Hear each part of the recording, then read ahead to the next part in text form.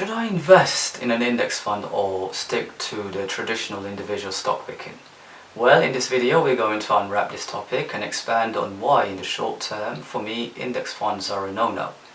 Hi guys, welcome to the Broad Investor channel. My name is Amin and let's get into it. Let's start by quickly going over what an index fund is. I'm aware a lot of you guys might already know, but please just bear with me for a few seconds whilst I get the rest of the people up to speed. An index is a measure of change in a group of individual data points. Data points in this instance are the stocks. An index fund is designed to follow a specific basket of stocks, i.e. the S&P 500 index fund. This index fund tracks all the stocks in that market. From an index fund, you can benefit from the market rises, but also can suffer from the market decline. Let's go over the issues I see with index funds. And if you know me by now, you know I like to analyze historic data to try and determine what will happen in the future. As you can see from the graphical representation of the S&P 500, if you had invested in the S&P 500 index fund when the index funds were first created in December 1975, you would have suffered badly for the next 19 to 20 years, as the S&P 500 declined significantly in the years of 1981 and 82. After 1986, that's when it really starts to recover. Okay, let's call this a divergence, this particular loss in the S&P 500. Okay, because normally, historically, as most of you guys know, is that the stock market rises, it generally goes up. Okay, but for most of us over the age of 30 and 40 years old, okay, going through a divergent period would dampen our belief in the index fund, and possibly we could pull out before a return to the positive.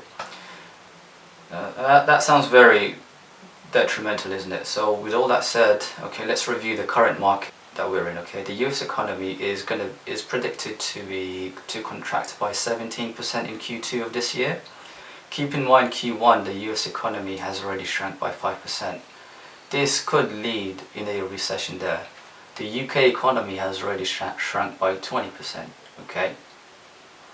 Now, if we go through a recession period, that could mean that the index funds, all of them, actually tank. Okay, and it could be years before the market recovers. The second biggest issue I have with index funds is that you have no say on the stocks that are in the index fund. As most of you are aware, a stock can become overvalued, so you are exposed to that overvalued stock. You cannot get rid of it. But the major disadvantage, and the only reason why I do not invest in index funds, is that there is no opportunity to outperform the market. As an active investor, I do not want to be limited by owning shares in every stock in that index fund. I prefer to conduct my own research and find the best value stocks, as dividend stocks, best growth stocks, and a whole lot, etc.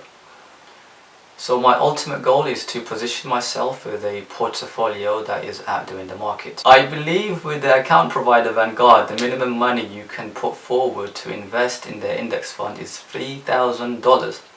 That currently translates to about £2,390, okay? Now let's go through an example together, okay? Let's actually determine which one is better, an index fund or an individual stock picking portfolio, okay? Let's say you invested $3,000 in Vanguard in the S&P 500 index fund, and this fund grows by 11% every year, hypothetically speaking, for the next 25 years, okay? As you can see from this graph, you would have just made just over 28k. But let's say now you outperform the market by a mere 4%, so your rate of return is 15% a year. Your investment total after 25 years would be just over 60k. So by outperforming the market by a mere 4%, your return is more than double of that of an index fund. So with all that said, that is the reasons why I do not invest in index funds. I hope you like this video. Please like, subscribe and share. I look forward to your comments below, and I'll see you in the next one. Ciao.